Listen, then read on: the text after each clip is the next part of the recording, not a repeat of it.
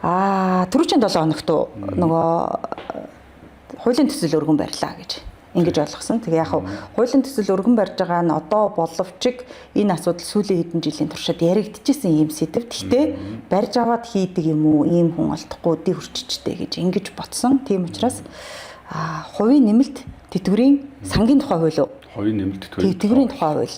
Энэ анхдагч хууль. Анхдагч хууль.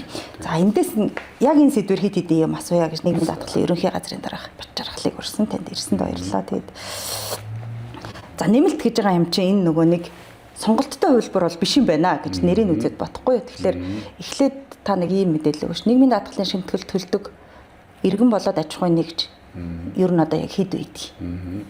За тэгээ. За 2025 оны жилийн эцсийн байдлаар нийт 65 орчим мянган ажил олгогч манай нийгмийн даатгал тайлангаа илгээдэг.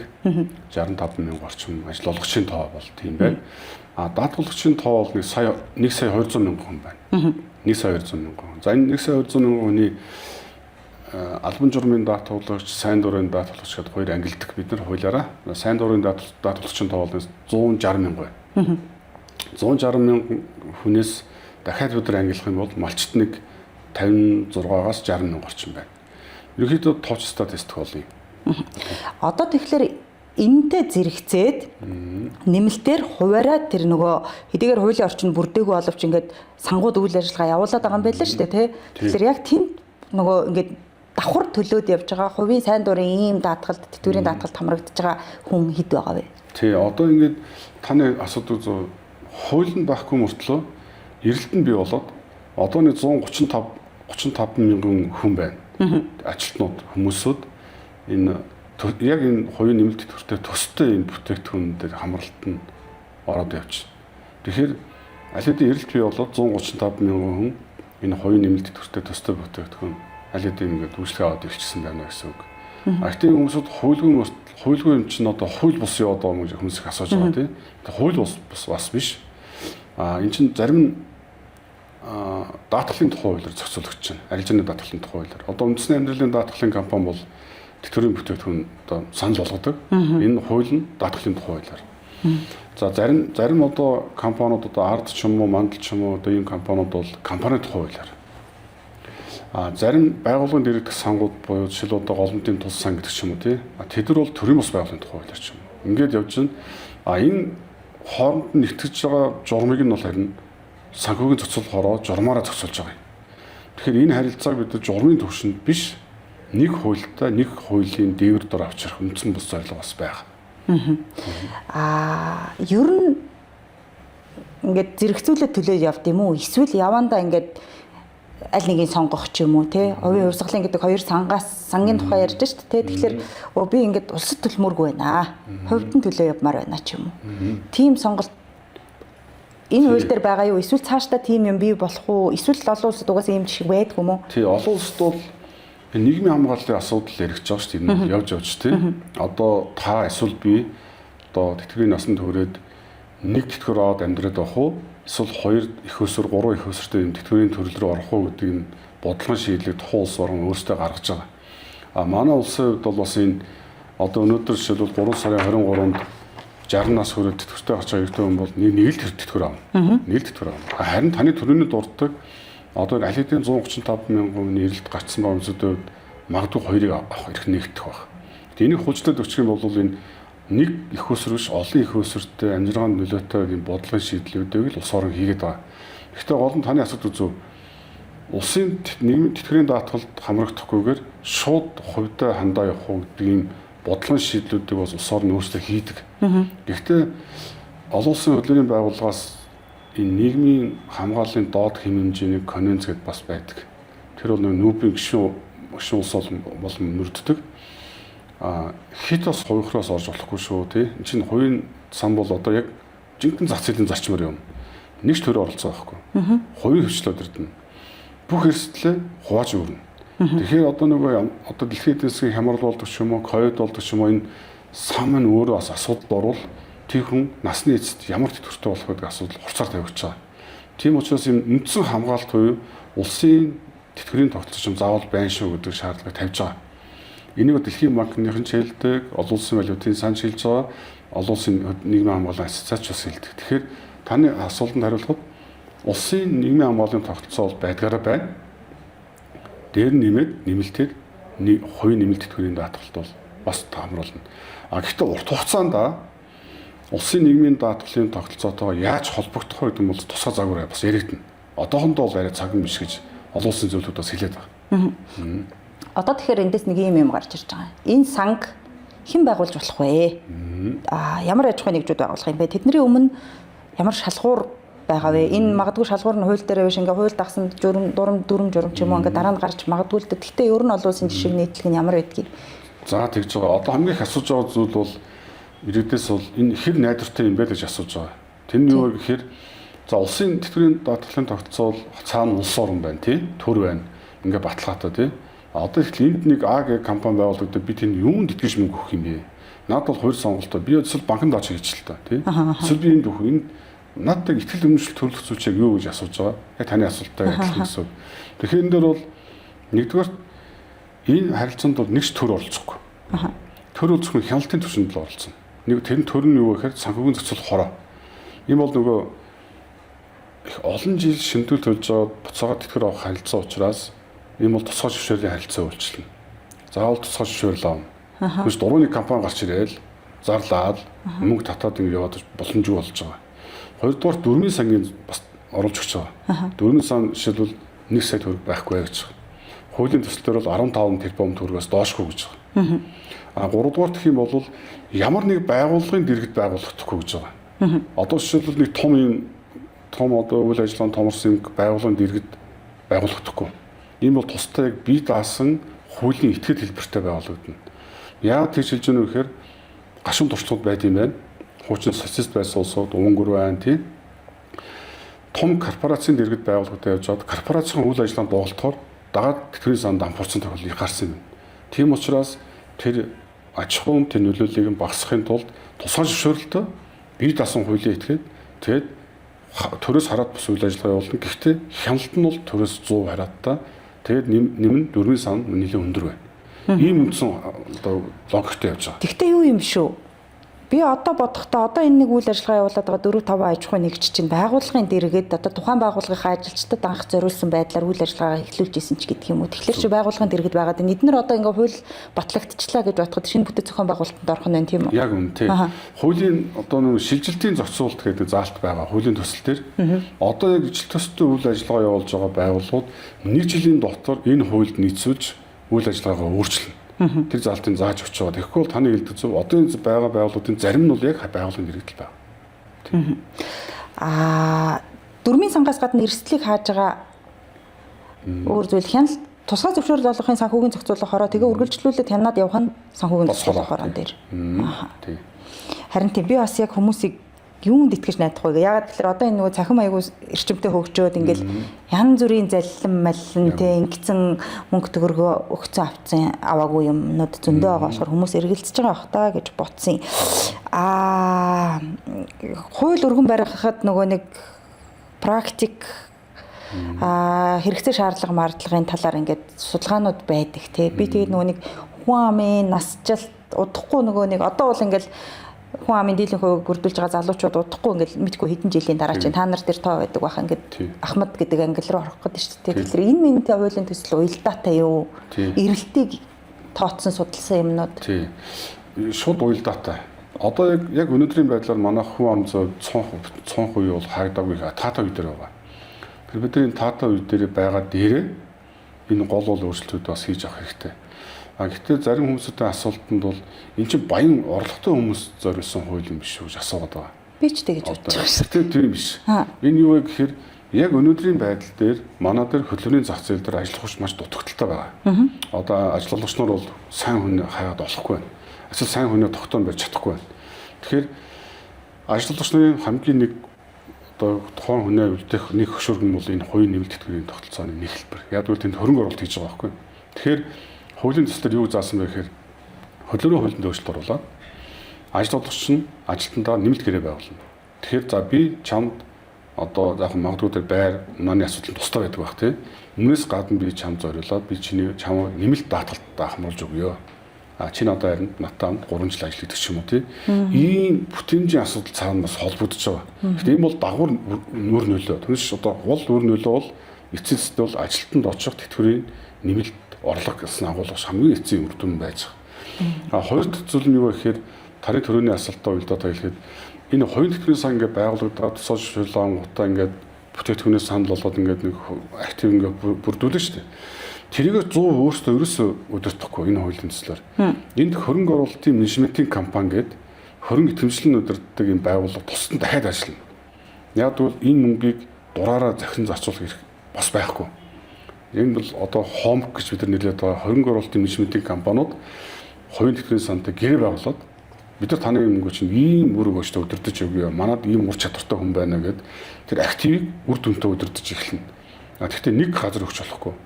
Холбоотой этгээд бас өгч болохгүй. Бүгдийг ингээ хаацсан байж байгаа. Дахиад нэг байгууллага байгаа. Кастадион гэдэг.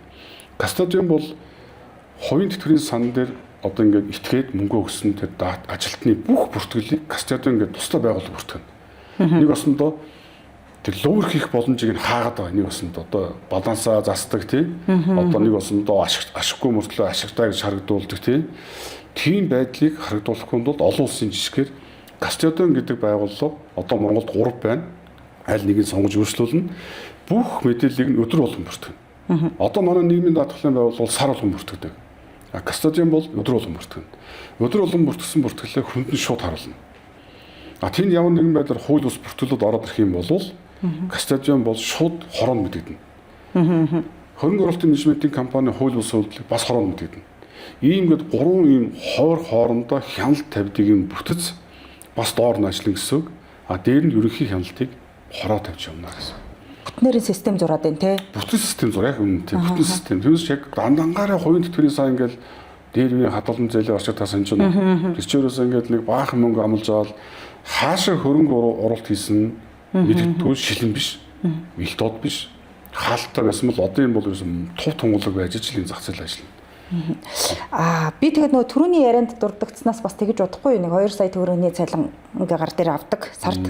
Гэтэл өрхийн зардал нь 3 сая даваа явцдаг, 4 сая даваа явцдаг. Ийм болчоод ингээд үнийн өсөлт мөсөлттэй холбоотой. Тэгэхээр хүмүүсийн амнаас юу гардаг вэ гэдэг тэгэхээр энэ татварын дарамт их байна. Энийг буулгаач илүү өөр болгооч гэдэг. Нийгмийн даатгалын шимтгэлч их байна гэдэг нэг ийм шүүмж явж байхад энд нийгмийн даатгалаа төлөө дахиад тэнд ирээдүйд алстаа надад хэрэгтэй юм да гэж хол харж энд ингэж давхар даатгал үүсгэх эрэлт яг хэр байгаа бол энийг яаж тооцоод хуулийн төслөө өргөн барьсан бол доо гэж бодохгүй юу. Яг мэдээж нөгөө орчин байхгүй байх биш нөгөө бид нар саваа бэлтгэж штэ бэлтгэж байгаа сайн хэрэгэлтэй. Тэгтэл бид нар за 5 жилийн дараа бол одоо юу гэдэг юм бэ? Хувийн тэтгэврийн санд сангаар үйлчлүүлэгч хуримтлал үүсгэх хүн тэд байх юм байна. 10 жилийн дараа гэдэг ийм гоё судалгаанууд л байгаа байх гэж бодохгүй. Одоо байгаа тоол шууд 135 мянган хүн бол тэр цэвэр эрэлт байхгүй. Аль хэдийн эрэлтээ үүсгээд бүтээгдэхүүн авцсан гэсэн үг. 135 мянган хүнтэй зах зээл бол Монголд бол томд ордог. Маш том. 3 сая хүнтэй учраас уу? Тий, одоо манай даатгал өчийн бараг 11% байхгүй. Сая 200 мянган 11%. Дээр нь маш олон хүнтэй байгууллагууд энэ хүлээлт маш хүлээгээд удаж байгаа. Жишээлбэл Эрдэнэт байна, ГОК. Тэднийг бол 8-9 мянган хүнтэй байна уу да. Төмөр зам байна. 15 мянган хүнтэй. Оюутлогоо байна. Гэх мэт том корпора байгууллагууд нөгөө дэрэгдээ байгуулахгүй гэдэг зарчмыг бас хүлээгээд нөгөө шинэ хуулийг хүлээгээ байж байгаа. Тэгэхээр одоо байгаа 135 мянга дараа нь орж ирэх том зах зээл бэлэн байгаад байгаа. Гол зүйл нь юу гэхээр мөнгөтэй хүн гэхээс илүүтэйгээр тухайн ажилтан бол өөрөөсөө нэг тодорхой үг төлнө. Байгууллагын тодорхой үг төлөх байхгүй. Тэр жишээлбэл 50 мянган төгрөгийн шимтгэл сар тутам төлнө гэх юм бол 25 мянган би төлчихье. 25 мянга чи төлчих. Чи манайд төдөө хугацаанд ажиллаж шүү гэдэг юм гэрээний харилцаал явах гэдэг байгаа байхгүй. Тэгэхээр нэг заавал нэг орлого хөргөн гэхээс илүүтэйгээр нэмэлт хоримтлалаа яаж ухаалаг бий болгох вэ? Энийг яаж зөв өдөртөх вэ? Дараа нь яаж үнийг тэтгэвэр болгож өгөх вэ гэдэг асуудал байна. Эффект нь хөдөлмөрийн зах зээл дээр үнэхээр эрэлт нийлүүлэлтэн дээр ийм нөлөө үзүүлж байвал энэ ийм болцол тавиад аж ахуйн нэгжүүд ажилтан үнэхээр татаж чадаад тэдний доктор сууршилтай бүтээмжтэй урт удаан хугацаанд ажиллаж чадчихвэл энэ хуулийн төслийн бас нэг эерэг нөлөөл юм байна л та. За тэгэнгүүт одоо нэг ийм асуудал байна. 5 жил 10 жил одоо мэдгүй би хэдэн настай энэ хувийн тэтгэвэр төлөхийн ингээд хуримтлал үүсгчээд хизээ авах юм. Хизээ авч болох юм? Яаж авч болох юм? За тэгээ. Хуулийн төсөл дээр урьдчилж авах нэг зохицуулалт орсон. Энэ бол уулын тэтгэврийн бүтээгдэхүүн шүү дээ. Ажил хөдлийн даатгал бол биш байхгүй. Энэ бол тэтгэврийн бүтээгдэхүүнээс олон жил хоримтлуулж байгаад яг нийгмийн одоо нэг улсын тэтгэврийн нас байгаа шүү дээ. Одоо 60-аас эсвэл 62 гэдэг ч юм уу, эмэгтэй 55 ч юм уу тий. Яг тэрнтэй уялдуулсан байж байгаа. Улсын тэтгэврээс тэтгэврт гарах боллоо. Одоо энэ хувийн сандад төсөлт гаргаад одоо би ингээ гарлаа. Би тэтгэврээ тогтоолгоё гэдэг. Энэ болыг тэтгэврийн нас хоорондоо яг таарчих хэвээр. Энэ олон улсын зарчим байна. Гэхдээ наан нөх басны хоёр одоо гарц эрхийн нээж өгсөн. Тэрний үг бол хүн бол байнга ирүүл яваад байхгүй шүү дээ. Хөдөлгөөний чадвар алдчих болно. Тэр хөдөлгөөний чадвараа алдсан тохиолдолд улсын тэтгэврийн тогтолцоол нэг групп тэтгэвэр өгдөн шүү дээ. Яг тэрнтэй адилхан бас эрхээ нийлэж бас болно. Би ингээ хөдөлгөөний чадвараа бүрэн алдчихлаа. Одоо би цааш ажиллаж чадахгүй нэ тий. Би ингээ улсын группээ тогтоолгочлоо. Одоо би энд байгаа мөнгөө тэтгэвэр болгож авъя. Энэ бас нэг боломж. Дахиад бүр наан нэг боломж байна. Тэр нь юу вэ гэхээр эрүүл мэнд, боловсрал, орон сууцны урьдчилгааны зорилгоод би нэг тодорхой юм авъя гэвэл болно. 30% хувийг. Ийм гурван үндсэн юм зарлага хэсгийг ингээ хуулийн төсөлд заагаад өгсөн байж байгаа. Гэхдээ 65 хүрээд авахдаа би бөөнөр нь авч болох уу? Яг үнэ. Одоо тэтгэвэр нь дотроос 3 хуваагдана. Улсын нийгмийн даатгалын сан буюу тэтгэврийн даатгал сангаас өгдөг тэтгэвэр бол сар болгоно өгдөг тий. Сар болгоно гэдэг. Сар болгоно 1 сарын 1-нд өгдөг. Энэ хуулийн төсөлд 3 төрлийн тэтгэвэр ялгаатай. Нэг нь бол үлдэгдлээ бөөнөр нь авах. За би энэ бөөнөр нь авч. Хоримтлаа. Би энэ бөөнөр нь авч. Нөгөө нэг хоёр дахь хууль бол би бөөнөр нь авахгүй яг насан туршдаач авахгүй тий. Би нэг юм 10 жилдээ хуваагаад авчих гэж бас хэлж болно. Тэр нь хоёр тэтгэвэр гэж байгаа. Нөгөөх нь нэг улсын тэтгэвртэй адилхан. Би насан туршдаа авъя. Улсын тэтгэвэр 1 сарын 1-нд ороод ирнэ. Би хувийн хоримтлаа бас сар болгоныг аваад яваад. 15-нд авчия. 15 хоногийн зайтай хувь үйлчлэл. Ингээд 3 төрлийн юм тэтгэвэр олох ангил байгаа. Тэгээ тэрний шийдвэр хэн гаргахыг бол манай ажилтны өөрөө л гаргах. Өөрийнхөө хоримтлын үлдэгдлийг бас харна тий. Энд чинь зарим хүнд бол чихэн болгоны хоримтл өөр болно шүү дээ тий. Очоос нь цайлна, төлсөн жилгээд.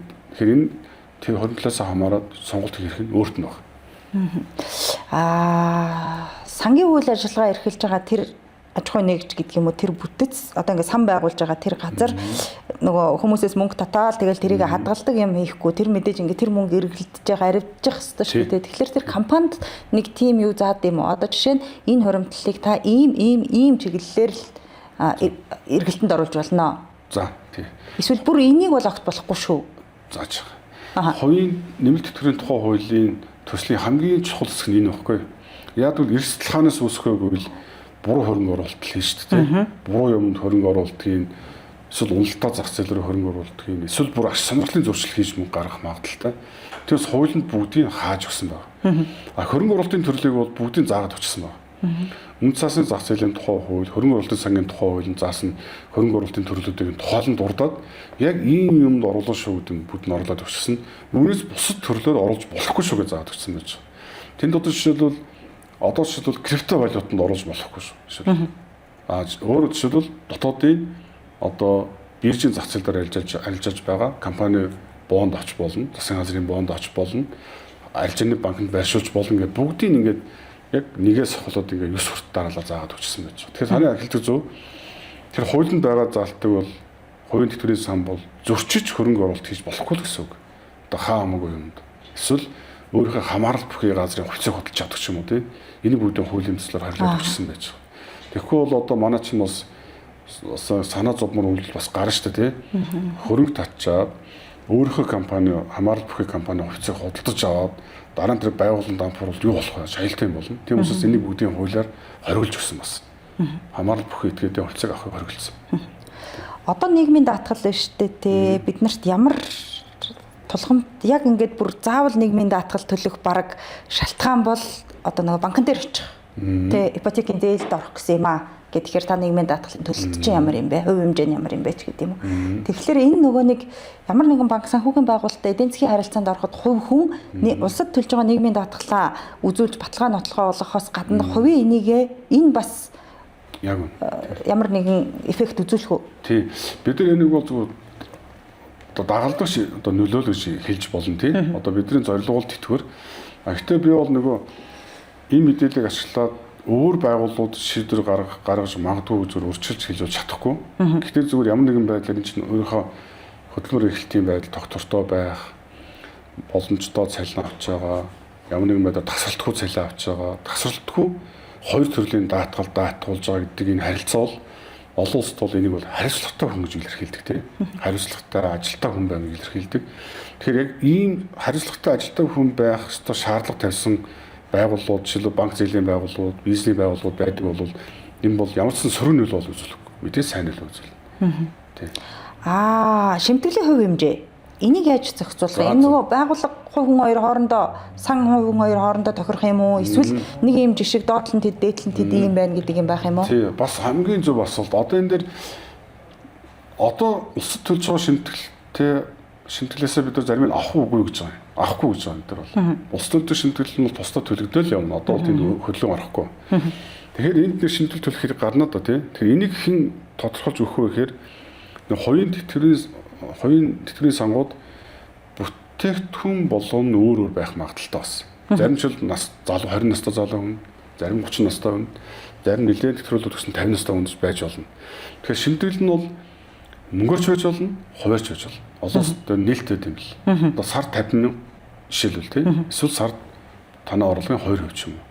Эсвэл хөдөлмөрийн өснөд доод хэмжээний төлөв одоо хийхэд одоо тийм. Тэгэхээр энийг хамгийн гол нь эцсийн шийдвэр хэн гарах вэ гэвэл ажилтнууч ерөөсөө гарахгүй. Ажилтнууч ингээд ажилтныхаа өмнөр ороод тий. Чи энэ даатгуул энийг заавал сонгох гээл тийм байж болохгүй. Хамгийн эцсийн шийдвэр бол ажилтан л гаргана. Ажилтан гарахтаа харин ажилтнуучтойгоо ярилцсан. За би энийг сонгочлоо. Одоо 50,000 төл гэж байна. Та хэдийн төлөх юм? Би хэдийн төлөх юм? Ингээд хоёр талтай харилцааг хийгээд гэрээгээ байгуулад хөдөлмөрийн гэрээний хасвар толгойг үлдээчихнэ. Тэгээ тэрний даваа сар болгонд байгуулгын төлөлтийг хийгээд явна гэсэн. Аж ахуйн нэгжийг татагдж оролцуулахгүй байх боломж гэж байх уу? Одоо жишээ нь нөгөө сайн дурын даатгал төлдөг шиг сантаагаал гэрээгээ байгуулаад би тэдийгээ төлөөд явъя зөө. Болно тий. Хуулийн төсөлт бол ийм хоёр төрлийн хөтөлбөр буюу бүтээгдэхүүнийг одоо оруулахаар заасан байна. Нэг нь бол ажилтнуучийн хөтөлбөр, нэг нь хувь хүний хөтөлбөр гэдэг. Магадгүй зарим ажилтнууч тэгэж шүү дээ. Одоо шин тутам ч юм уу тий. Энэ жилдээ бид нар бол чамайг төлж чадахгүй тий. Чи өөрөө төлчих гэж хэлж магадгүй байхгүй. Тэгэх юм бол тэр хүн бол хувь хүний хөтөлбөрийг худалдаж аваад зөв өөрөөсөө төлөх эрх нь бол нээлттэй. Энийг тийм уян хатан хууль. Тийм байна. Хуваараа төлж болно, хамтраад төлж болно. Яг үн тийм. Эсвэл нөгөө байгууллагатай ингээд төлөө явж аваад хамтраад төлж явж аваад магадгүй энэ чинь ажилласаа гарах хэрэг бас гарна шүү дээ. Тэгэх юм бол ажилласаа гарлаа гэд би дахиад өргөжлөж төлөйгөл хувь хүний хөтөлбөрийн гэрээ байгуулад хуваараа төлөө цаашаа явуучих бас нэрх нь бол нээлттэй бас. Энийг тийм одоогийн залуучуудын хүсэж байгаа одоо нэг юм дунд одоо яг төлөөрийн зах зээлд ийд байгаа 30-та 40-та залуучуудын хүсэж байгаа хөвлөр ихгүй. Бид нэг өөрөө хөрнгийг удирдах явах, өөрөө менежмент хийх, шилэн байх, хинаа явах боломжтой л хууль юм байна. Сан зүгээс ямар нэгэн нөгөө нэг нөхцөл гэдгийм үү шаардлага ирэх ийм боломжтой юу? Одоо жишээ нь та нэг гэрээ байгуулсан бол 5 жил тасралтгүй төлнө юм 15 жил заавал ингэж төлнө энэ төр гэсэн тийм нөхцөл бол байгаа. Одоо нэг ажилтнтай одоо нэг хувийн тэтгэврийн гэрээ байгуулж штэ. Энэ гэрээ өөрөө хуцаагүй байна. Хуцаагүй байна. Хуцааж ажил. Яг тэгвэл энэ цаана юу вэ гэхээр тэр удирч одоо цугларсан хөрөнгийг удирдах хэрэг гарна шүү дээ тий. Тэр чинь нэг жилийн хугацаатай хадгаламж руу оруулахгүй шүү дээ тий. Бонд руу оруулж болно. Бонд чинь 5 жил, 10 жилийн бонд байж болно. Тэгэхээр энэ удирдлагатай бас тэр хөрөнгийн гэрээний хугацаа хоорондоо уйлдах хэвээр.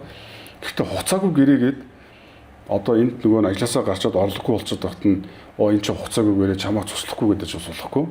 Яг л тэр хүн чинь өөрөө ажил болчиход шүү дээ. Тэгэхээр би одоо ажилгүй болсон юм чинь төлж чадахгүй. Цуцлана.